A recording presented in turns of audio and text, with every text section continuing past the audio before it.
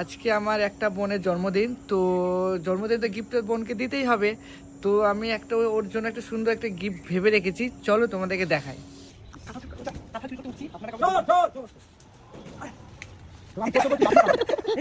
দেখো পড়ে যাবে কিন্তু। দাঁড়াও দাঁড়াও দাঁড়াও, পারবি তো? হ্যাঁ পারবি। আর আমি তখন চোর চোর বলবো, তুই কত লাফিয়ে পারবি। পালাতে পারবে, পড়েই থাকবে। কি অবস্থা? ভিডিও করতে কি অবস্থা রে?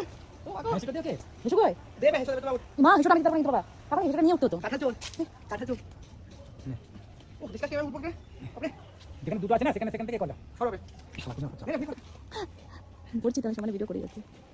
যেখানে যেখানে দুটো আছে সেখান থেকে কর। এর অভিনয় করতে পারছি কিন্তু আমি লাই না। কি বলি? আমি আজকে আমার একটা বোনের জন্মদিন, তাই তাকে এটা আমি জন্মদিনে গিফট দিতে যাচ্ছি। চলো চলো।